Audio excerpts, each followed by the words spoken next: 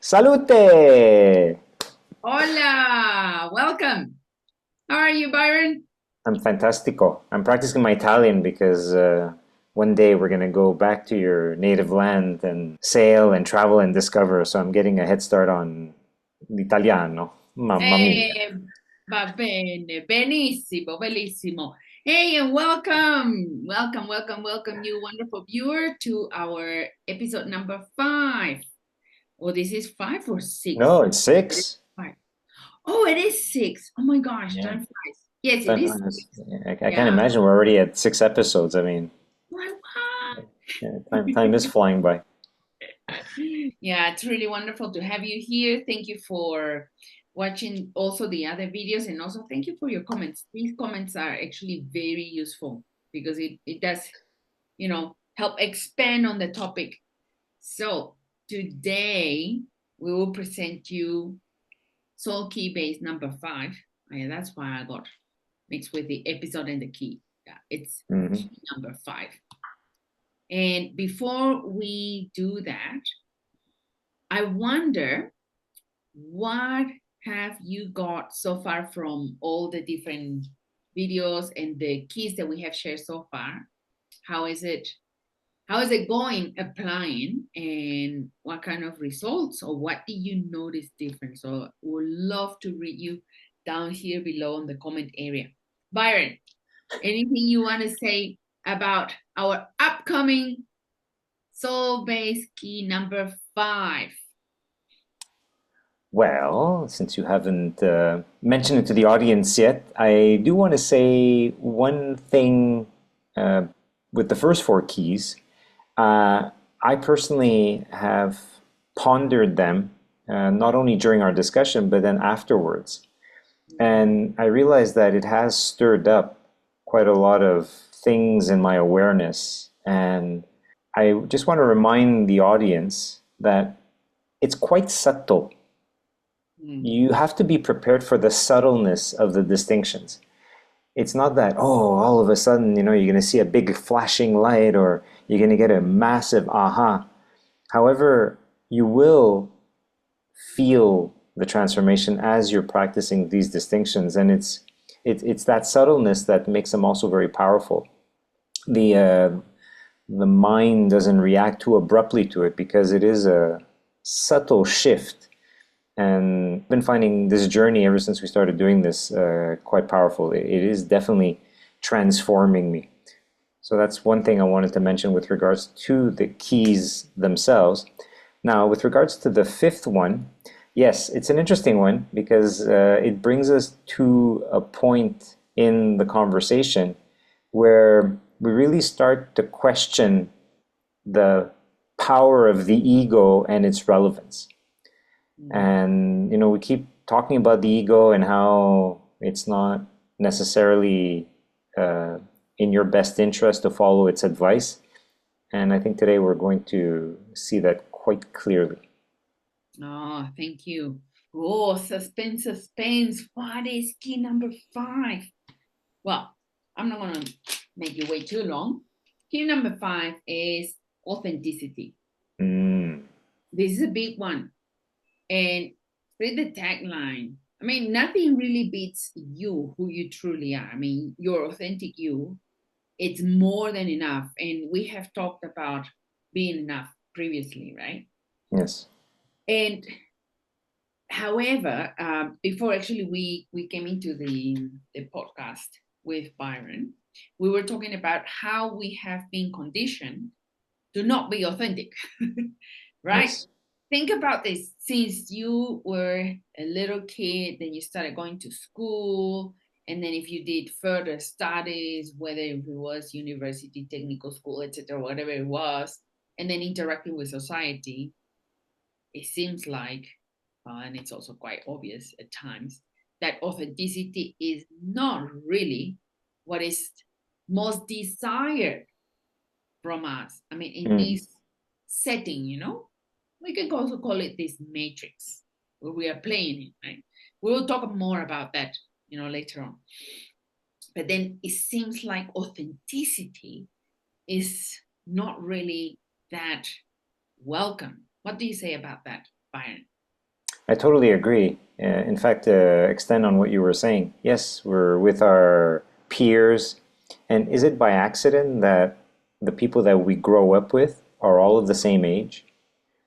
At least in my school, there was this a bit of a gap between the youngest and the oldest because we would start the school year in September and finish Mm, in June. And you had to be of a certain age before I think the 1st of October in order to qualify for that year. So what would happen is, well, if you just happened to miss that cutoff, you ended up being the oldest in the next year. But if you did make that cutoff, then you ended up being the youngest in your current year. And then you had the cases where some people failed.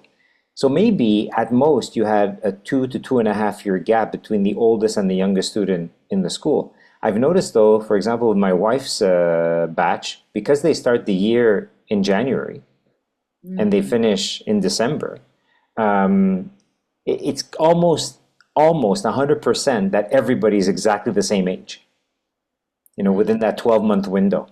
You're talking about Malaysia, right? Malaysia and in Singapore, I think they would experience the same thing.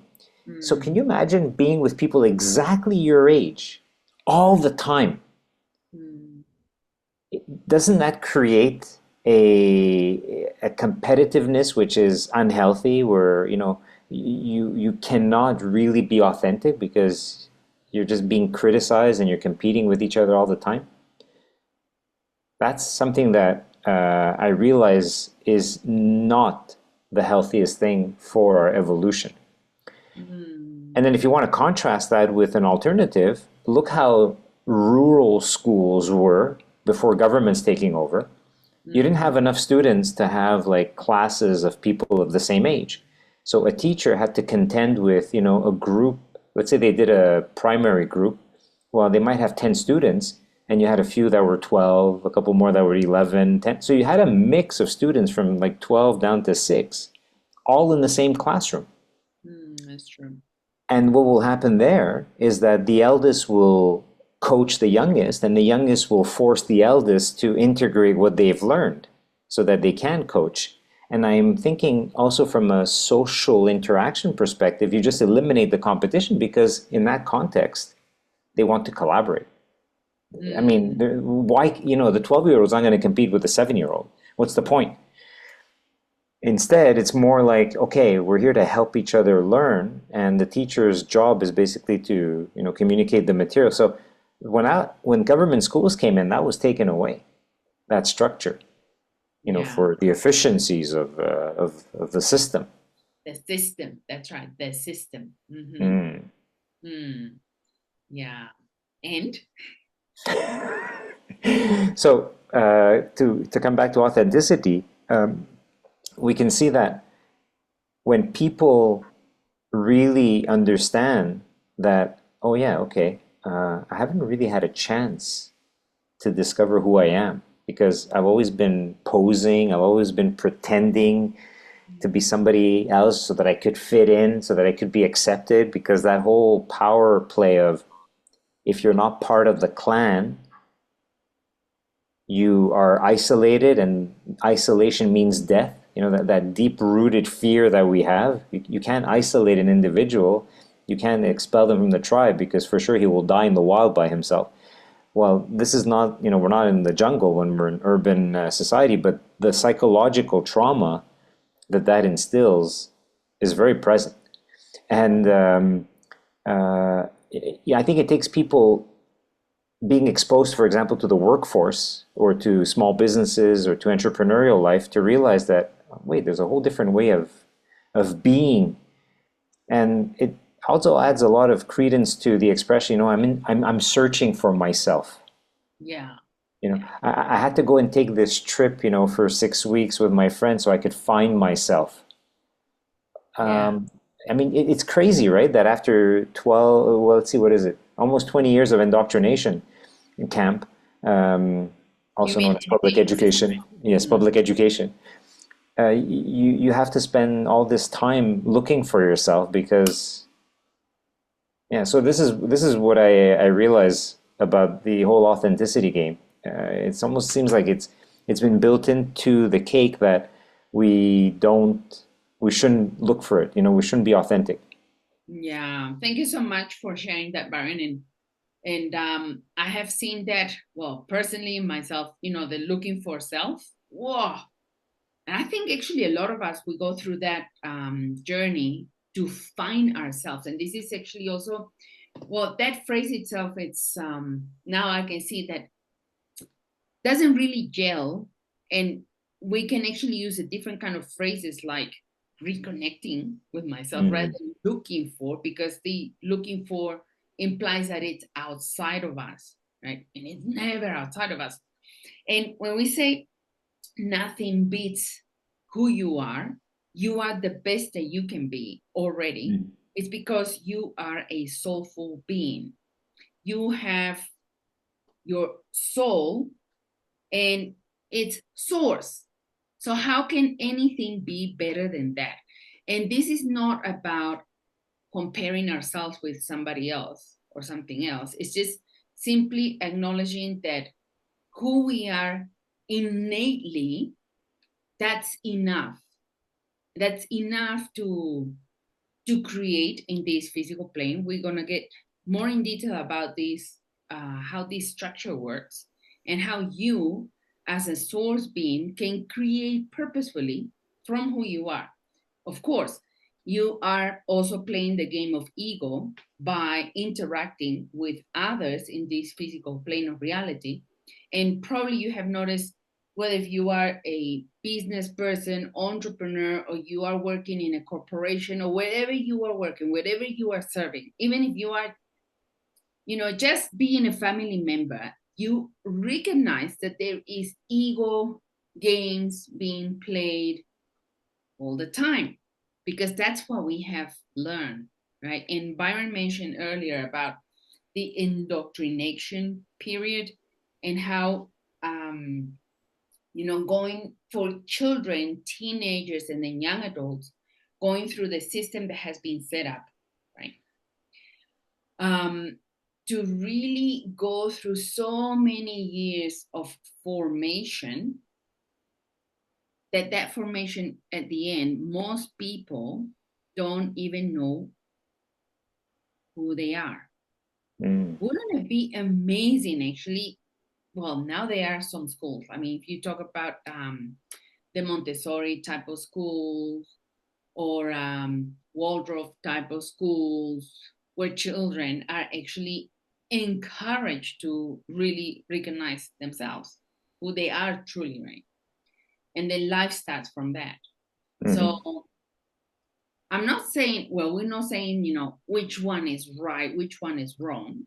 We are just simply bringing this to the table so that we can invite you to ponder upon these things. Because Byron mentioned awareness, and awareness is the number one requirement to make changes.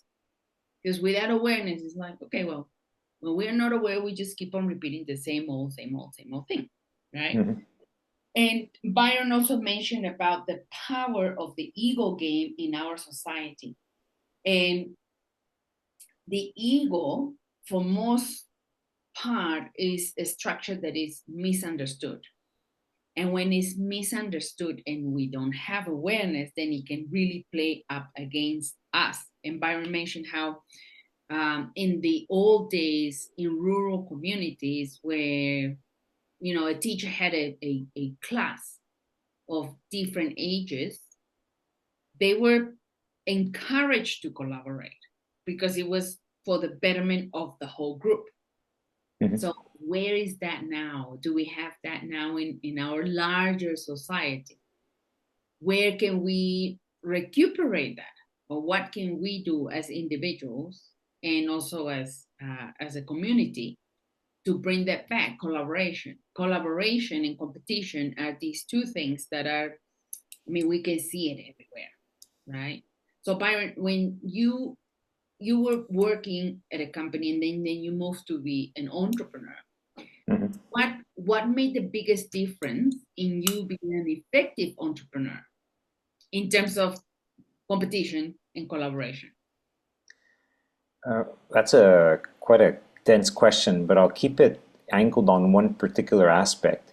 I noticed that when I was an employee in an organization, whether I liked it or not, I had to play the political game. Because Mm, if I didn't, it would be very easy to be ostracized or don't fit in with the group, and then sooner or later that has an impact on my performance review, and then I won't get hired. And mm, therefore, it was important that I understood the dynamics of the organization and that I play ball within those parameters. There's also, because of that, a very strong sense of I need to belong and I need to please. Yeah, that is one way to play the political game to stay. Now, other people play the political game differently. Their goal, for example, is to always challenge and attack. So I'm not going to discuss that part that much longer. Just to say that I noticed that my behavior as an employee in a large organization was radically different than my behavior as an entrepreneur working with and for large organizations. In other words, mm. as a project manager, I was within the organization helping to deliver projects. But then when I became a trainer in project management, I became an entrepreneur that was outside of the large organization. And now I was providing training to those employees. Mm. So my whole interaction with that organization was completely different. Now I was seen as the expert that had something to contribute and to make them grow. And then in managing my business, that whole dynamic of needing to belong or needing to be liked and all that is irrelevant because it's more about how to structure work and structure resources and make sure that things get done. And there's no better way for an entrepreneur to move forward than to leverage off of other people's time and energy. Of course, money is also a component, but for the purpose of our conversation, it's the leverage element that is number one. So when you're leveraging from other people, you don't have the same dynamic as an employee who's reporting to a boss and who needs to, work with his colleagues in a certain way so that, there's a certain amount of harmony, but also knowing that everybody's competing for that next job. Different, much different energy. Yeah, thank you for saying that, Byron. And whether you are a beautiful viewer, whether if you are working for somebody, you are a solopreneur, you are an entrepreneur that has a larger organization. Well, the important thing is to recognize what game are you playing? Are you playing the game of collaboration? And actually, what Byron said is so key, which is leveraging. Are you really fully leveraging on the people that you are collaborating with, other organizations? How well are you doing this? And one thing that I want to mention is about how actually ego, when you let that ego structure kick in, it can really sabotage the power of leverage, how Mm. well you can leverage, how well you can collaborate with others. So then you got to be very, very, very mindful. Gonna give you a clue. Anytime that ego kicks in, it will make you compare yourself with others. So then when you start comparing yourself, almost immediately or unknowingly, automatically, it's like an invitation to compete. Yes, you may think, okay, how can I do this better? And then when that question rises in your mind, how can I do this better? Then you gotta ask yourself, okay, how can I do this better? Is it better so then I can leverage and I can collaborate, or how I can do this better to compete better, right? So these are two different pathways, and you have to remember this. Whenever you allow ego to get involved and to play with you and to manipulate you, you will end up getting very stressed. So when ego kicks in, your peace goes away. Okay? Mm. Like peace and love. It's a peace, it just goes out of the window. But then when you are tuning in with your soul, your authentic self, that's why we go back to authenticity. You are source being. Then when you operate from that space, that collaboration, that leveraging with others will create a positive impact for everyone. So obviously that will make you feel fulfillment, peace. You will enjoy the process. So then keep in mind these two things. So then you can get more and more and more distinctions. And remember what Byron mentioned earlier, awareness. So then train yourself to observe your thinking. Being present. We go to soul key number 2, being present. And just remember that thoughts are like clouds. Whenever thoughts that are not convenient for you show up, let them go. Go back to yourself, your authentic self, and ask, what will source in me do? Or what will my soul choose to do in this situation? Yeah. Then even you may ask, okay, so what will ego do? You will see a contrast, quite interesting. So we would love actually to read your comments. And one last thing that I want to say just before we wrap up is that whether you are a solopreneur, you're having a larger business, you're working for a corporation, maybe you're not doing any of this, and maybe you are just a freshman from university, or maybe you just started your walk on this path called life. Doesn't matter where we are at, we have always the opportunity to create that space of quietness, to be present. So please check the previous videos. Okay, when we have talked about equanimity, right? That peace of mind, the being present, following your intuition, exercise discernment, and so you can be fully authentic. This is key to live a life based on your soul, right? So as a final thing, Byron, for this episode number 6, I any have message? something. Yeah, I do. The tagline of authenticity is nothing beats you.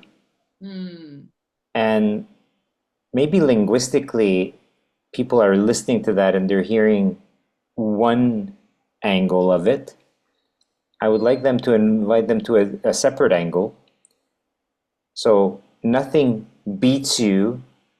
Okay, nothing surpasses you. Nothing excels beyond you. That's one interpretation. I also want to suggest to people that nothing beats you physically. Nothing can harm you. Nothing can harm your soul, you, ever. So you can be authentic and be out of the fear that you're going to be attacked, because nothing can beat you.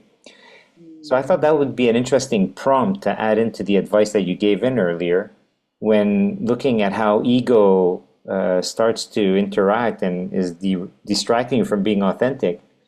You can just ask yourself, why am I afraid of this? Why am I worried about it?